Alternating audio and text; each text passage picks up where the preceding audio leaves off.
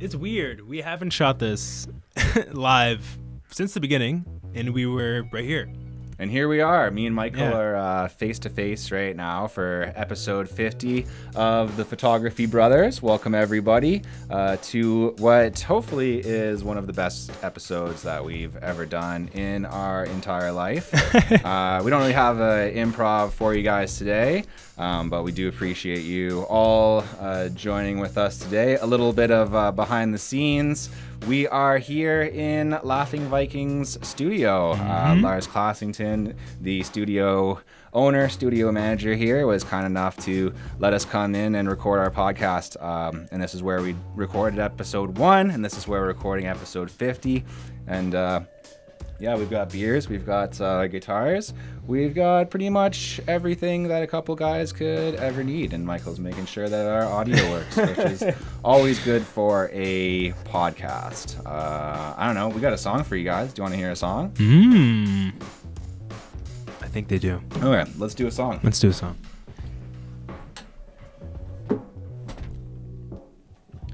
I gave Michael the weirdly tuned guitar, so if his playing is worse than mine, that's why. Don't blame Michael. You guys can blame me.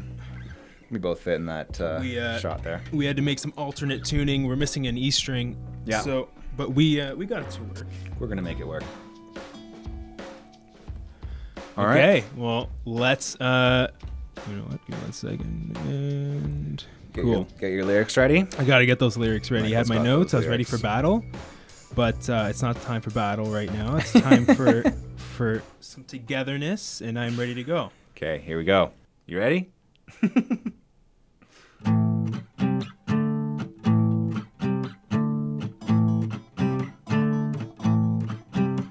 Well, you wake up in the morning, gotta record the pod. You've been learning about the lenses and the camera bods.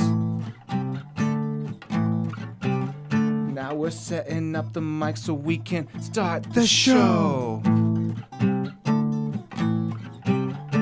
Of course we're gonna rock it with the Photo Bros. You gotta fight for your right to podcast.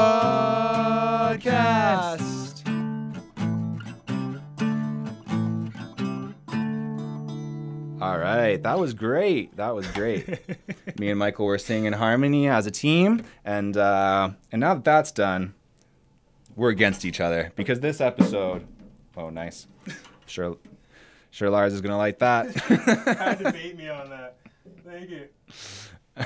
All right, that's the last time Michael and I are going to be friendly with each other on this podcast because today we are talking Canon versus Sony. It's going down, everybody. You know, the Super Bowl's today and all that stuff. That comes second. Yeah, that's coming second. You know, of all the things that people could get hyped and interested in and, you know, just really get angry about today. You know, there's like a revolt going on here in Canada. There's the Super Bowl. But we're here talking about something more important, I think, than any of that stuff, which is Canon versus Sony on the Photo Bros. So how you want to start this one, dude? I think what we should do is we'll go category by category, and we will reveal who we honestly think is the winner of that category. At the start? I think at the start. Okay. And because here's the thing. If it's like, yeah, we agree. Okay, cool, interesting. Let's compare notes. If it's like, what are you talking about? It's like, be honest with yourself, dude. What do you mean? Yeah. And that, I think we're probably going to have a few moments like that. That's where fair. Jared just needs to, you know, accept the reality of the situation. But we'll start. Like, how do you feel about that? I have some. I just have some introductory facts actually to get everybody warmed up on these two camera companies, right? So we know what we're dealing with here. Okay. So let's start with a little bit of history. Canon has been making cameras ever since 1930. Well, the 1930s, something like that. 33, 37. I can't remember off the top of my head. Starting with a something like that fact. All right. Something like that. The 1930s, right? Let's say 37. Okay. Sony's been making cameras. I mean, Sony is an old company, but they've been making cameras since the 1980s. The first ever Sony camera was the Mavica, which you know about the Mavica? No, it's shot on like floppy disks. Oh wow! Yeah, I'll put a picture up somewhere. Yeah, so Sony has been making mirrorless cameras ever since 2013, and we're going to be talking about a lot of mirrorless cameras here today. Probably mostly mirrorless cameras, if I had to guess. Canon's been in the mirrorless market since 2018. So, you know, just to kind of set the playing field for you guys, Canon's been in the camera game longer, but Sony's been in the mirrorless game longer. So that's something interesting to know. Before we get into this as well, before Michael and I really put the gloves on and start brawling here, I do want you guys to know about the just some financial stats about these companies. Canon right now is running shit. They still are. They own about 48% of the market share on cameras. Michael, do you know what? Sony's second with like 20 something. Nice, yeah. Another kind of fact. 22. 22. Yeah. These are the most recent numbers that I could find with the 22. And then we have Nikon with 13, and you know Fuji, Lumix. They've got like 5 each. So they got some quarters. Yeah, they have some quarters. They got a few things going on. They have a few cameras, but we're not going to talk about them today. That's the last you're going to hear any of those words. Nikon, Lumix, anything like that. It's not going to happen here. But if you are interested in like how this goes down, we could potentially do this with other things as well. We don't need to have an association with the brand. That's true. I thought you were going to say we have 40. If you're not interested in this topic, we have 49 other podcasts to listen to. One other thing that I just wanted to mention here, a couple things, just generally, there's the mount systems that we'll be discussing. There's the lenses that we'll be discussing. There's different approaches to autofocus that we'll be discussing. There's going to be a lot of arguing about screens, guys. Get ready. Screens are gonna matter when we need points. Oh, screens matter all the time, bro. Nah. Screens matter. Look, you can monitor yourself. You got that swivel screen on my camera, but not on yours. Anyway, let's as Michael said, let's get things started off here. Our first category is DSLR. How do you want to start? DSLR like way later, or maybe not do it at all. Yeah, you don't want to start with an L. Yeah. Got it. Oh, bro, come on. Sony can't compete when it comes to DSLRs. Don't. Okay, we're starting with DSLRs, Michael. With the two cameras we've compared. What do you got? Do you want to do DSLRs? Let's do DSLRs. Okay, so let's say our picks right now.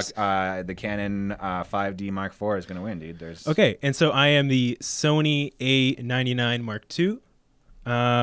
Okay, so how do you? I mean, I can tell you how you lost. I don't. How do I'll you give you some this? facts about the 5D Mark II. Sure. Maybe that's okay. A good place yeah. Go ahead. It's kind of an older camera.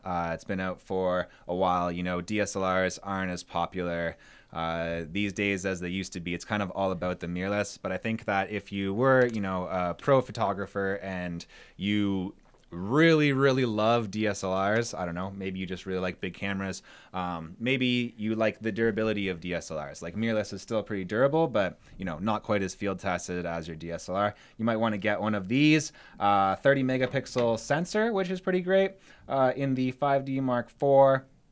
4K capable. You've got dual cards to record on, and compared to what you could get for that price, that 3200, right? That gets you a 5D Mark II body, 30 megapixels. It shoots 4K.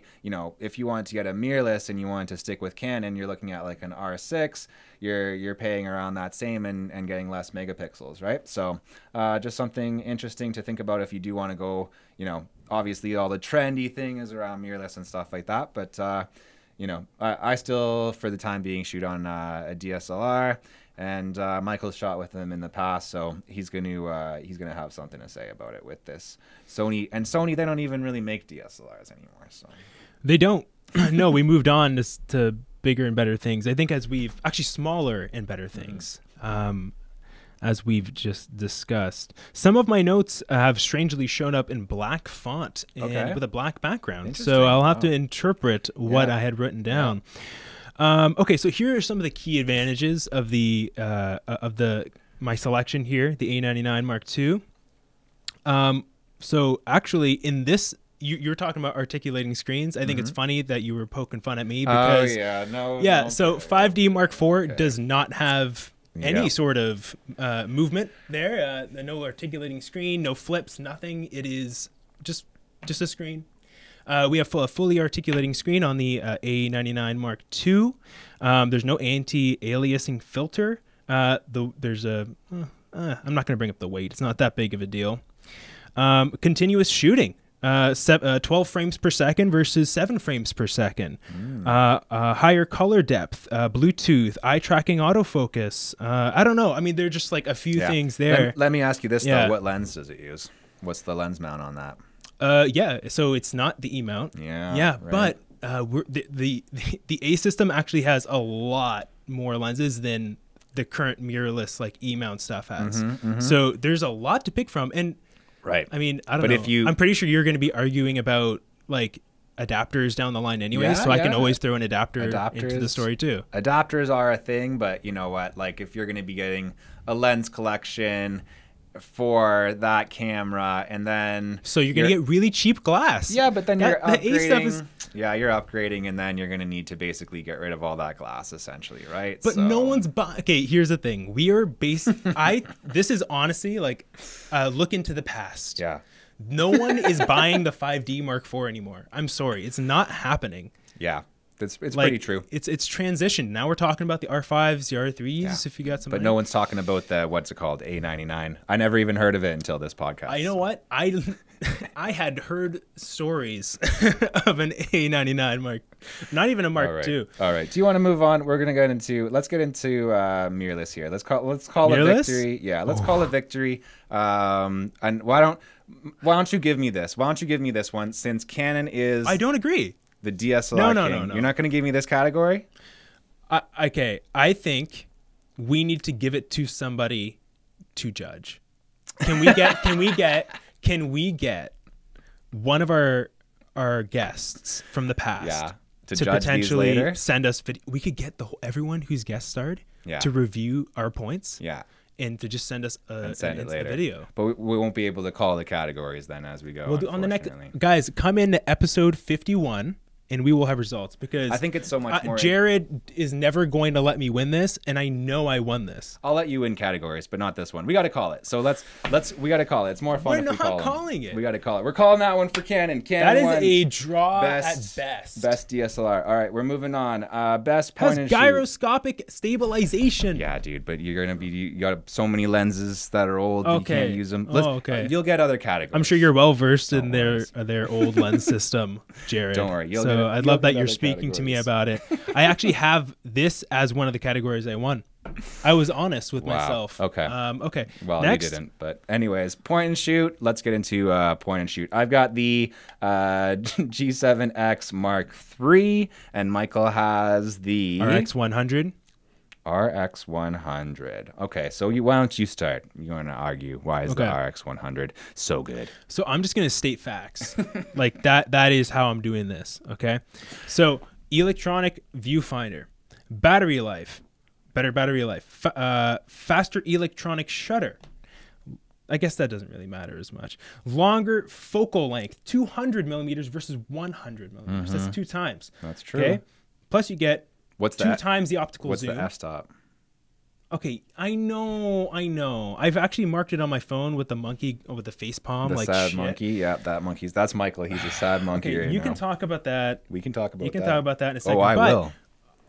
Eye tracking autofocus, which the G7X, I'm not going to go through that whole name. The G7... Jesus, it's not worth it. The G7 doesn't have any eye tracking autofocus at all, but we have eye tracking autofocus and animal eye tracking autofocus, which I know you would appreciate with your cute little dogs running around. I know, with my cute little dogs. You know, how much does it cost? It's over $1,000, right? But this is a point and shoot battle. It's a point and shoot battle. This is a point and shoot but battle. The G7's cheaper. You've got 24 megapixels. You've got 4K. You've got that lens with an f-stop down to 1.8. Like, that's pretty incredible.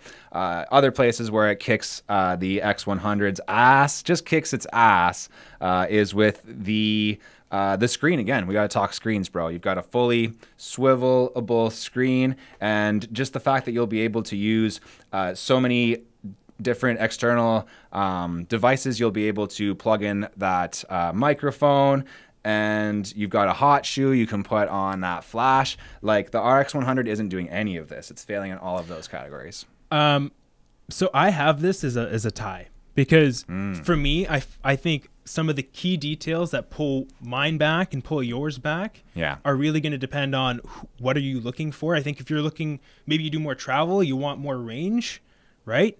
Also, you want that better battery life as well, because you're out, like, maybe for more travel, and maybe if you're you know, more so just documenting life. And if it's your only camera, like being stuck at 100, right, you can never zoom in more than that. That's kind of like, it's not bad. It's not bad. No, but then you bring up really good points. Like, it's hard for me as a photographer not to speak to better low light performance. Like that's important, you know. But I don't know. We're also talking about point and shoots. Like, these aren't replacing them. Right. Yeah, that's true. Like, these are good enough point and shoots that your cell phone's not better. I'll level with you, dude. I'll give you a tie on this one. Okay. Okay. We'll do a tie. All right, we're gonna tie it for point and shoots. If you're keeping track at home, Canon has the best DSLRs. And hey, I'm giving you the tie. Can we bro. leave that one category? Nope. Okay, no, we are leaving that one category for someone else to pick, for everybody else to vote in on. In your head, we are, but officially, we aren't. God. Best vlogging camera. Best vlogging camera. Okay, well. All right. I've got. You better give. I've got the M50 Mark II, an excellent vlogging camera. You get a nice lens with it, nice kit lens, goes to like 45 millimeters. It's super cheap, well, not cheap, but, you know, super affordable system. You know, you got your whole setup. You got your body, you got your lens for less than $1,000. It's very, very hard to argue with that. It's a 4K capable camera, 24 megapixels, pretty good amount of megapixels. You know, I already know what Michael is putting up against this, and I can tell you it doesn't have in-body stabilization. It's lacking that feature. Does. Does it? In a way. I think it has electronic stabilization, not in-body. Yeah. Okay. That's gyroscopic. Those are different things. The screen is a lot better on the M50 Mark II. You've got that swivel screen, touch to focus, change your settings with touching, all of that great stuff. And a big feature, I mean, probably Michael's silly Sony camera has this too, but maybe it doesn't, because when we did our Twitch Did you stream, not research mine at all? I did a little bit. I researched both cameras. That's why. He just researched his own. When we did I researched yours too. When we did our Twitch stream, Michael had a little bit of trouble getting that clean HDMI running, even on his, you know, very fancy A7 III or whatever the hell he has. That's just me being an idiot. That doesn't. You can't discount the camera. But also there's, if it was a more user-friendly camera, even an idiot would be able to get clean HDMI, and they can with the M50 Mark II. So that's where I'm leaving that argument. Okay. You go ahead. I need to say something to all you Canon people, okay? And I know this is not a good idea, but I'm doing it, okay? I understand everyone used a Canon. Everyone was just using Canons all the time. Still, like we said, half of everyone's buying Canons now. But just because Sony's system looks different than Canon's system doesn't mean it's a bad system. That's what I'm telling you. It doesn't make... Sony's is easy to find. It's organized. You just got to know where to go. God, you guys got to get over yourselves, man. It's just not as easy. Oh my God. It's not as easy. Anyways, okay, so what else you got? So here's what I'm going to say. I will be honest with you. Yes. Okay. Yes. Because I understand you guys even have a built-in flash. Take a breath. Oof. You got a built-in flash. I'll even give you that. I don't know if it really matters for the vloggers, but you know, maybe if you're behind the camera, you know, you have an electronic viewfinder. Of course, I give you that as well. I don't even know if you brought that up. I'm giving you points. You're going to give it to me. You know what I'm saying? Yeah, that LCD screen. I wrote it that yours doesn't have it. You didn't even say what your camera was. Oh, yeah. It's the the ZV-E10. Great name. Yeah. Okay. It's still easier to say than the Canon G7X M3 Mark III. Like, fuck me. Anyways, we got to bleep things out here.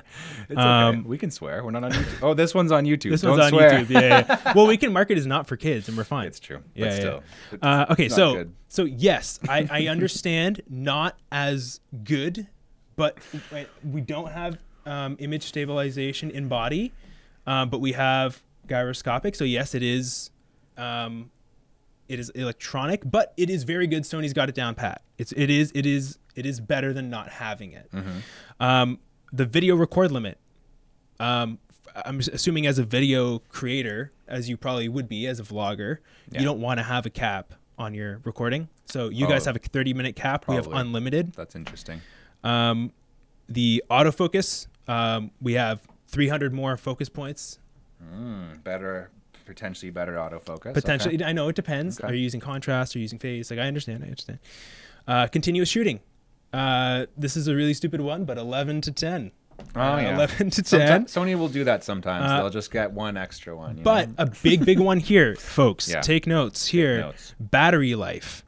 440 shots versus 305 shots. That is 135 additional shots for you.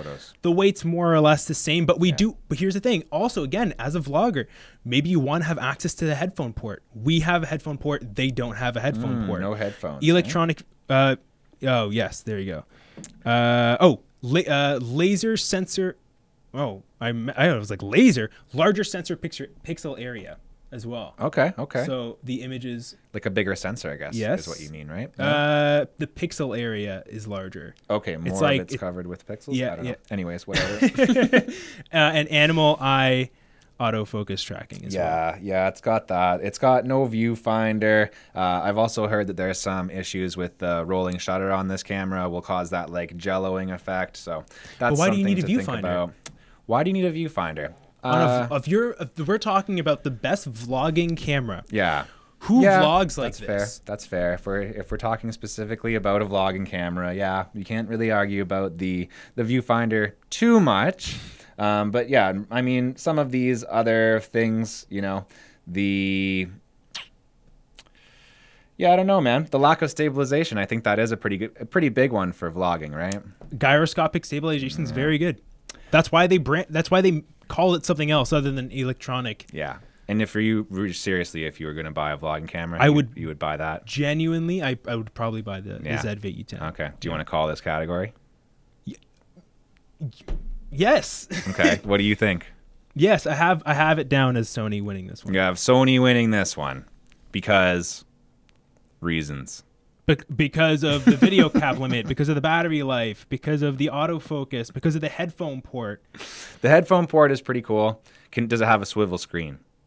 Yes, it has a swivel screen. That you can see yourself when you're vlogging?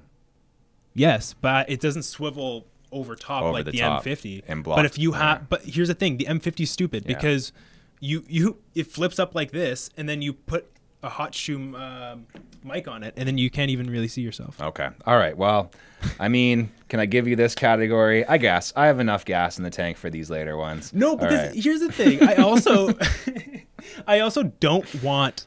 Yeah, I don't want you to feel like you won the first one because you still have lost it. I'm claiming this one, but I'm still leaving that one up for debate. You're going to have to give me one or two categories here, bud. We are going to revisit the DSLR conversation. Okay. What lens is on this bad boy? It's interchangeable lens, right? Mm-hmm. What is it? Focal length. The lens on the Z10. On which one? On the Z10? Yeah. Well, whatever. You mean the one that comes native, like one that comes? Is it interchangeable, or you're stuck with the lens that's on there? Yeah. Okay. So, but does it come with the lens? It does. It's like it's like an 18 to 50 or something. 18 to 55. All right. We don't even know the f-stop. Michael forgot. Oh, I'm sure it's not good. Yeah, I'm sure it's like probably low end 3.5. Yeah. But probably bringing it up, you're probably going to like 3 or. Okay. There's no way I can give you DSLR, but I might be giving you some of these pro level mirrorless. I think you got to give me this one, dude. I think you got to. I don't think there's a way of getting around giving me this category. I feel we're about to enter a very weird discussion because what you just said. Who do you have winning the best entry level mirrorless? I might be giving you best entry level mirrorless, bro. Let's see. Okay. Let's just go on to the next one. Okay. So entry level mirrorless camera. Yeah, let's talk entry-level mirrorless. So for me, I chose the Sony A6100, and we are talking about the Canon RP for you. We are. That's true. Yeah. Yep. So what's great about the Sony 6100? Well, you have access to the E-mount lens system, so that's already an advantage over the RP there. I'd say also it has more than 2 times the frames per second on continuous shooting. Damn. Yeah. So 11 versus 5. High-speed video, we can do 120 frames per second at 1080. With the Canon RP, they're maxed at 60 frames per second for both 1080 and even 720 if you wanted to test your luck. No recording limit versus a 30-minute cap. Built-in flash versus, and it's adjustable, which is nice. If it was one of those crap Canon, remember Canon, just flap up and you can't do anything with it? Yeah. I'll have to tell a story on the podcast one day about how that saved my life one day. But it's lighter than the Canon RP. The battery life also significantly better. 420 shots versus 250. That is unbelievably bad. So, yeah, you might be winning this category. NFC, which is really nice. Good thing you gave me DSLR, because... yeah, and then I just had like NFC, which is obviously nice for remote shooting on your devices, and then animal eye autofocus tracking. Yeah. So I've got here, the Canon RP guys. I'll level with you. They put out this camera specifically so that it would be the cheapest full frame mirrorless camera. That's the point of this camera, right? So I'm not shocked that that Michael is able to beat this. The A6100 is around the same price, but a little more expensive, right? And I guess all that the RP really has going for it, it does have a pretty big sensor, 26 megapixels. As I said, it is 4 frame. You've got the Digic 8 processor. So, apparently that's not a great processor because it can only do like 5 frames per second shooting, right? So it must not be amazing. But they were smart enough to put in that classic swivel screen that Canon loves. Yeah. You've got the actual headphone jack on this, which, I don't think any camera up to this point has had. The M50 Mark II, no. Yeah. Oh, I think the G7 Mark III does have it. But anyways, getting that headphone jack is pretty clutch to be able to monitor your audio, make sure that you're recording good audio. Yeah, and you've got that RF mount, right? Which is like the new mount from Canon. So, if you do need a cheap full frame DSLR. Is the 6100 full frame? Nope, it's crop not sensor.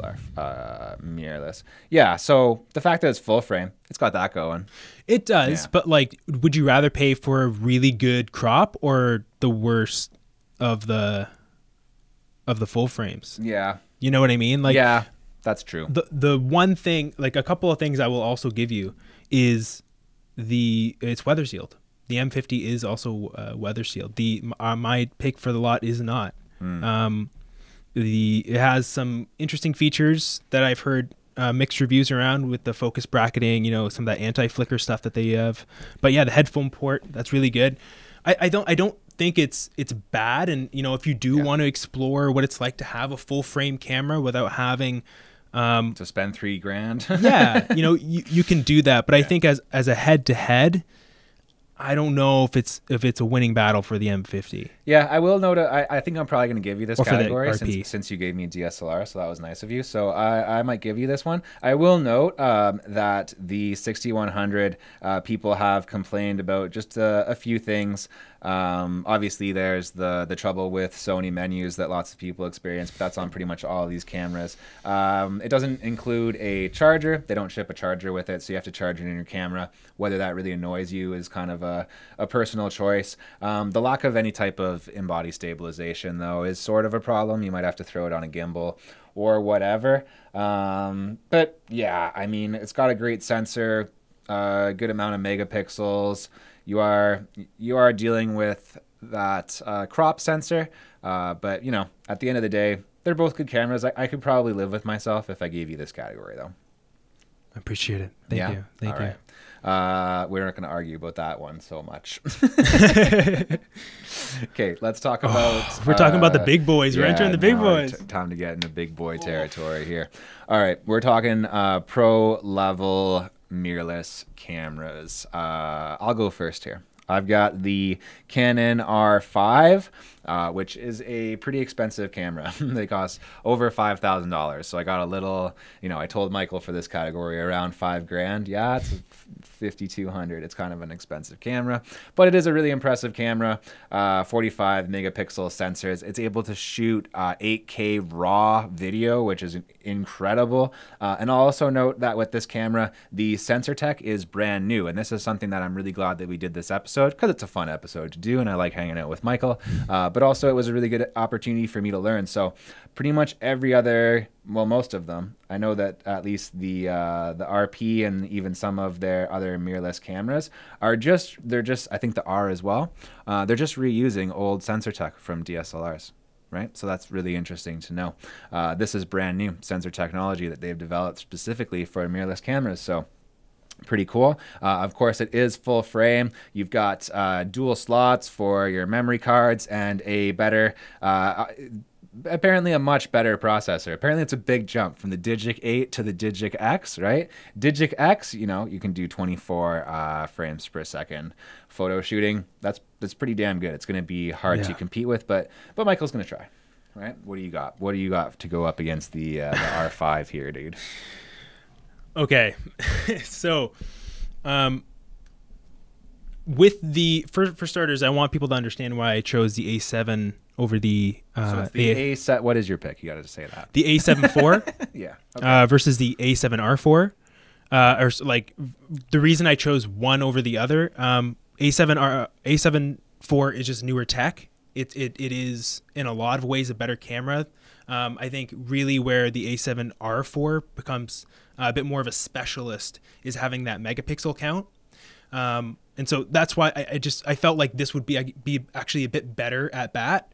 And so we're gonna try, but I don't know how well we're gonna fare here, to be honest. So look, it's a lighter camera. I mean, you get that in a lot of these, especially as we start working our way up into the mirrorless side and the pro side.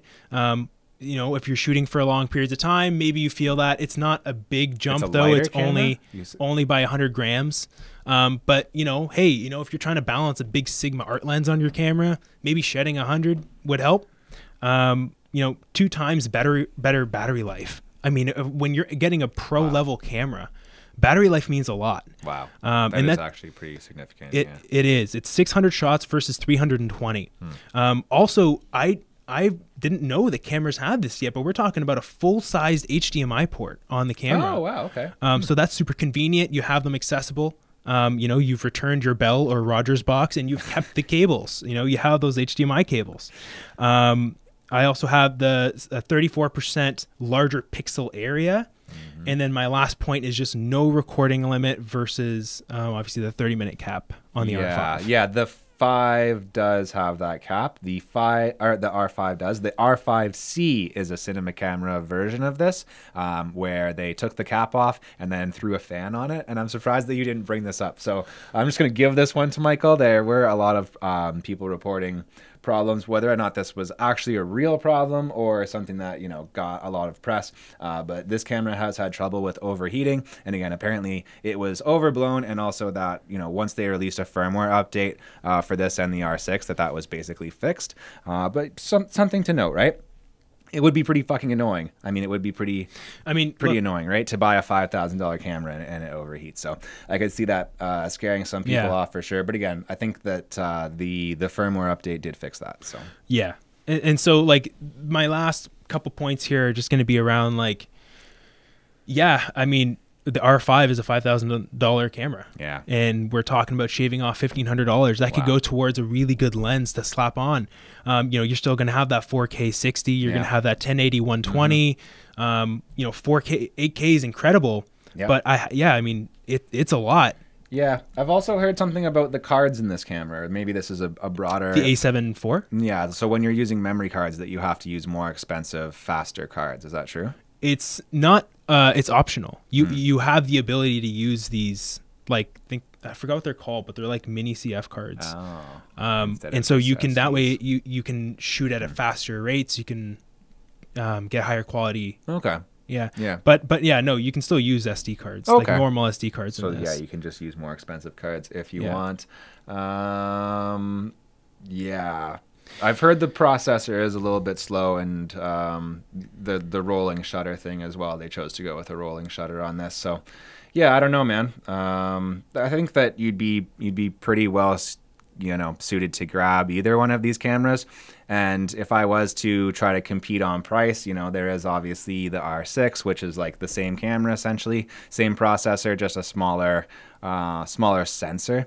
Yeah, but I mean, but then if you want to talk about cameras in the $5,000 range, I don't even have to jump up another 1,500. Yeah. And we're talking about the A9. Yeah, I know. Right? We will. Or no, we won't. Maybe. No, we won't. No, we won't. Yeah. See, I think the A9's in a very weird place. Yeah. I don't think it needs to exist. I just think they need to beef up some of the main three there. Yeah, but you didn't pick the A9. You picked the A7 IV. It's coming up against the R5, and I don't know, man. The R5, like with that sensor technology, 8K raw video at 45 megapixels. Yeah, it's $5,000, but it's incredible, right? That's features. I gave this to the R5. Yeah. Okay. And I saw some of that 8K footage. Yeah. Holy. Yeah. Holy. It looks unbelievable. If you got a computer that can handle 8K footage. I was running it at 4K, so, but it looked incredible. Okay. All right. Yeah. I'm not going to argue with that. We'll give it to the R5 on that one. Last one. Okay, we're moving into the last category here, guys. And as we've gone through it, we've actually developed a nice flow here. We haven't been arguing too much. There's some arguing that happened in the first bit, but we're coming together here. Well, we're seeing. Well, he's saying this because he won a category just now. And he's like, I like the flow of it. You agreed with me the whole time. It was good. Yes. Yeah, exactly. All right, let's do this, bro. We're talking really, I don't know what we want to call this category. Best high-end pro or next level? Oh, okay, next level pro. I wrote best really expensive camera. Best really expensive camera. Throw the graphic over. Yeah. Okay, you can go ahead, dude. What do you got? This is like the $8,000 camera range, Yeah. I mean, you could have gone with a 1DX if you wanted to, but yeah, I could have. I think you would have lost a lot of points for weight. I've got the new version of that. What do you got? So, I have the Sony A1. We're talking A1 versus R3. For the A1, I have advantages. I have the gyroscopic stabilization, obviously, in addition. So that helps a little bit to stabilize it even further. 108% more pixels. When we're referring to the max sensor resolution. The weight is obviously going to be significantly lighter. We're talking about almost 300 grams lighter. Lighter than the R3? Lighter than the R3. Yeah, I'll tell you guys mine is the R3. The viewfinder resolution. We're 9,437K versus 5,760. It's almost twice. Yeah, that's a big difference. You liked talking about screens earlier on, so I thought that would be a good thing to bring up. That's fair. While talking about screens, how about interfacing with them? So full-size HDMI port as well on this version here. Max video resolution. We're talking about 7.6K. Okay. You guys have 6K. No, the R3 can do. Oh no, it can't. You're right. 6K raw. Yeah. 6K raw. Yeah. And full. Yeah. So I did the full size. And then pixel shifting is a really cool thing that they've been introducing, which is kind of just like image stacking to get it really sharp. Yeah. Okay. Yeah. The obviously the A1's a good camera. I can't say that this camera's crap, right? No, it's not. My buddy has one. They are nice. I kind of thought that he was crazy. My buddy Bailey, when he bought one, I'm like, dude, you balled right out. Like that was nuts. But I'm proud of him. I'm happy for him that he has that camera. It is legit. Again, the only thing that people have really complained about, again, the menu thing that's going to come up. Just the menu's not being as good. The menu doesn't get to be a point. Yeah, well, it always comes up. Then I'll just keep bringing up the fact that the R mounts don't have many lenses. Yeah, that's something you could. I'll just bring it up every time. Well, I'm bringing it up now. He's bringing it up. Yeah. You mean the R? What? lenses? Or the RF mounts. Yeah, that's what it was. The only thing that people have really, there's the menus.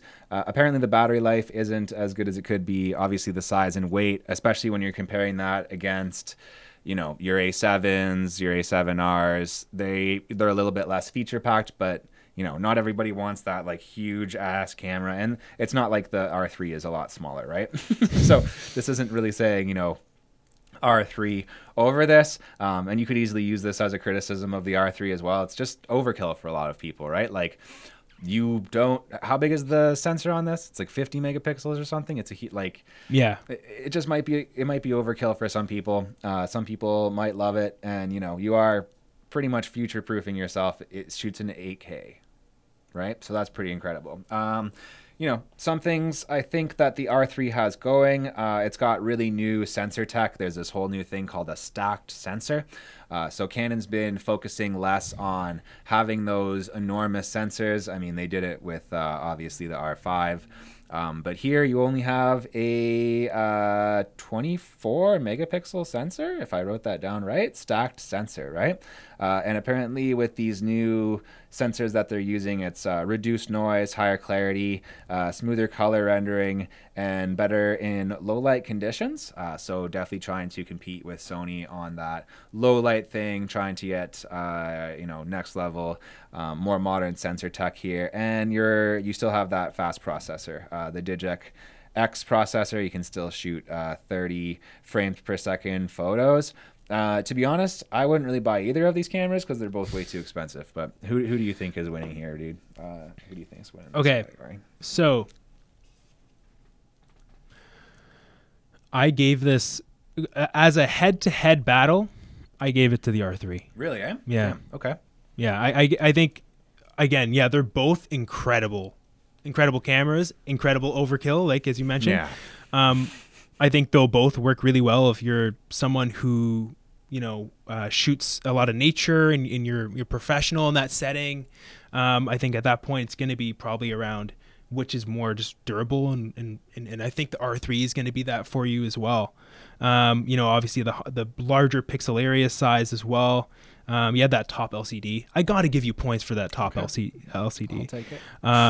You also had that focus stacking. That you have vehicle tracking on there. That's crazy as well, which is really, really cool. Cool. And then a lot of that more technical stuff that you're talking about, that low life performance, the battery life, the autofocus is significantly better on the R3. You're talking about 300 more autofocus points.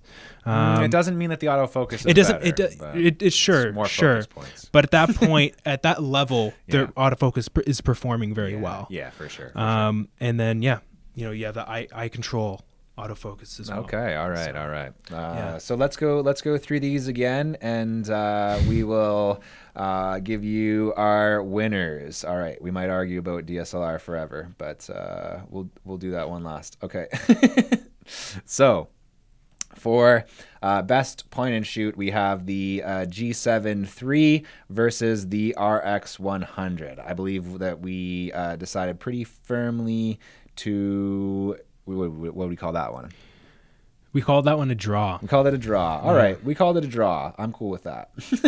The M50 Mark II versus the ZV-E10. We gave that one to the Mark 50 M2. I just think it's a pretty incredible camera for vlogging, especially with that in-body stabilization. Pretty nice lens, decent f-stop on it. The swivel screen, the clean HDMI, all of that, you know, just an good all-around camera. The best entry-level mirrorless, that was a matchup between the Canon RP and the A6100. Michael? The A6100. Yeah, I'm fine giving this one. The lack of in-body stabilization kind of scares me, but at the end of the day, you know, I think the sensor is better. And yeah, you're gonna have a little bit better low light performance. You know, it's a good camera. All right, whatever. I'll let it happen. Okay, the Canon R5 versus the A7 IV. I don't remember. R5. To the R5? All right. And then the R3 also won best really expensive? Mm-hmm. Okay, damn. All right. Then, I'll give you DSLR. You can have DSLR. Even though Thank you. I'm telling you. I still think that okay. I will share a page with you later. I have a great resource. Like, I mean, if Sony can, I'm not like if Sony can win best DSLR, then I'm incredibly impressed because they're not known for DSLRs. But and here's the thing, like I totally understand and respect Canon and like what they did with DSLRs. Yeah. They were the kings of DSLRs. Yeah, it's also like arguing who makes the best typewriter at this point. Yeah. So. Okay. Yeah. Now it's funny how when it's changed. Yeah. All we're saying is when we look back at the last couple of typewriters that were released, one was better than the other. So, That's true. Okay. So thank you. I appreciate that. All right, dude. We want to kind of transition here. Let's do a little bit of a celebration for this last part. We got a few minutes left, about 10 minutes. Just want to, first of all, say thank you to our listeners for, being here for 50 episodes. You let us into your homes. You let us into your ears. You let us into your hearts, maybe. I'm not sure. And this podcast has been fucking awesome, dude. And thank you for 50 episodes. Yeah. It's one of the most important things in my life. I really don't know how else to put it. Like, I've learned so much. It's such a good artistic outlet and such a good thing to just keep me working, keep me learning. And I think Michael kind of feels the same way, right? Yeah. Every episode I learn so much. Yeah. It's an incredible time for me to dig in and kind of practice, like even just doing research and understanding how to find this information. Yeah, sure. Digging in, understanding these new concepts and theories, to just having our discussion and hearing the different perspectives that we have. And what I like is that, I mean, this has been a funny episode and we were debating and stuff, but even on episodes where we feel like this is going to get down and dirty, we're just like comparing notes this whole time. And I definitely feel like I'm a better photographer and videographer today because we've done this show. Hell 100%. Hell yeah. And hopefully the listeners got something out of it along the way. I hope at least half of it was good, right? At least 25 of the episodes are good. No, it's all good. Yeah, we're gonna keep doing it, so we'll keep putting out some great content. Just to give you guys some stats, the best performing episode that we've ever had, if we're going just by actual podcast plays, not including YouTube, episode 43. Photoshop versus Lightroom with 47 plays. Episode 1 is the only one that could potentially beat it if you included the YouTube views. So maybe this one will be our most played ever. It might be our most played ever in both respects because it's Canon versus Sony and it's episode 50 and it's going to be on YouTube. So it's probably going to be Let's make it happen. Yes, people. Make it happen, people. Let's do it. I want to talk about some of our favorite episodes, man. So out of all of the episodes that we've done, definitely one that stands out. Some of our great guest episodes. John Michael Bond came on for Dad Lessons in Photography. That was one of my favorites. Our episode with Sarah Shutter as well. Astronomy Photography. Mm-hmm. Open that up with ground control to Major Tom. I didn't even know what we were going to do astronomy photography when I picked that song. It just all came together. Any that are sticking out for you, man? Any of your favorites? This one? Yeah, I mean, I tried to narrow it down and I couldn't. Yeah. Like, I have 5 honorable mentions and then my top 5 faves. That's fair. So 5 honorable mentions. Episode 48, Understanding Focus. That was a recent one. I felt like that was a very strong episode. So if you haven't seen it, just go back two floors down. I have personal versus professional work. Yeah. That was a really good one. Is photography lonely? That was a really interesting topic for us to explore. It was just different. And then rethinking color was a lot of fun. And then I think just to like talk my favorites, negotiating with clients. Yeah. With Chris was I think probably one of the best conversations we've had on the show. Sick, dude. Yeah, he was really a great good. guest. Yeah, we got to have him on again. If you're seeing this, you got to come on. Come on, Chris. We'll have you back. Umurangi Generation. Yeah, that was how cool. cool was that? That was cool. so different and like that was a chance to make things a little bit different. Yeah. And play a video game as prep. Dad Lessons. Yeah, that was like it started off emotional. You had just lost someone too. Yeah. Right, and then we flowed into this beautiful conversation. There was a beautiful episode. Memento Maury. Yeah, that was really death cool. Photography. Yep, that was an interesting one for sure. And then I think my all-time favorite episode, and I think there's a trend in all of this. I'll do the Michael Costa drum roll for this one. Okay. How out of sync is this gonna be? It's gonna be in sync. What do you mean? Skateboard photography. Oh. Yeah, that was dope. Skateboard photography. Yeah. From researching it to actually talking about it, that was an awesome episode. Yeah. Highlighting the whole history of skateboarding photography. Great episode if you guys want to go and check that one out. And I followed a bunch of those photographers on Instagram, so I get a lot of cool skateboard photography stuff. J. Grant Britton is one name that's coming to mind. I can remember his. I don't remember everybody else's, but there's a lot of good skateboard photographers out there. Our Instagram feed has gotten a lot better since starting this show too. That's true. Yeah. I can also go into here just some of the best songs that we've ever done on this show. Maybe that's a good way to close. Let's do it. 55. All right. Some of my favorite songs. Tried to record The Pod, which was a White Stripes rendition. We've got I Believe in the Photo Bros. We did that one with Brody. That was Darkness.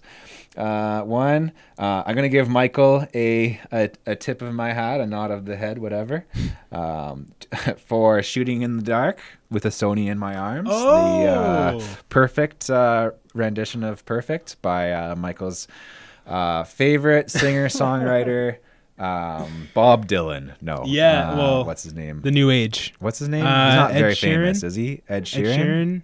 Or Sheeran, I think. Sheeran, I'm pretty sure. And then my all-time favorite, this is a little bit selfish of me to say this, but the Shootin' Dirty, Chameleonaire, they see me shooting some photos. I don't know. That turned out really good, and it was so off genre for you. Yeah, I know. Right? Yeah, that was amazing. For songs, I have you just named a couple of them that were really, really strong. I also have even a recent one, the Jimi Hendrix on episode 48. It was actually really fun. I it was wasn't shorter. that proud of that one, but really, it was fun. I like the flow of it, dude. I thought it was like a good flow. It was good. For mine, one of my favorites is probably going to be that I've done is I Like Big Lenses and I Cannot Lie. That's episode 47, Building Credibility. Recent one, yeah. Yeah. Those are just I just got a couple of our favorites there, but I have a few other things I wanted to highlight before we go. All right. Just very quickly, I'm going to lightning through them. Okay. Favorite intro was probably the Cusco improv. Yeah. I was dying. You guys couldn't hear me laughing. I had to restrain myself, pull myself off the mic. That was really good. Favorite news story was probably the Perseverance rover and the kind of that space conversation we had with Cash. That was really fun. We all geeked out. And then my favorite thank you, again, going back to Cusco, is how Cusco just kind of worked his way in multiple times to the thank you for not vomiting. Yeah, maybe favorite running joke. Well, the first time it was thank you for vomiting, actually. And then every time after that, it was just, that positive encouragement he needed to not throw up again. Yeah, he improved. But those are just a few other moments that I really appreciated on the show. That was really funny. Wicked, man. Yeah. All right. Well, we've used our hour of studio time. Yes. We have to go. We got to get out of here. Thank you guys again. Just thank you for, thanks for being part of this. Thanks for being part of the Photography Brothers. Thanks for being here for 50 episodes. And, hopefully we do at least 50 more. Yeah. If you want to check out more of this stuff, obviously you can find our podcast wherever podcasts are, Spotify, Bandcamp, I was going to say for some reason. I don't think it's on Bandcamp. Apple Podcasts. The main ones. Stitcher, the main ones. You can find us on Instagram. We'll got a couple of behind the scenes moments from this shoot right here. Photo_bros_pod. And I'm gonna hug Michael after this is done, but for now I'll shake his hand. Thank you, man. And again, thank you to our listeners. And go take photos with people you love. There you go. I stole that one from John Michael.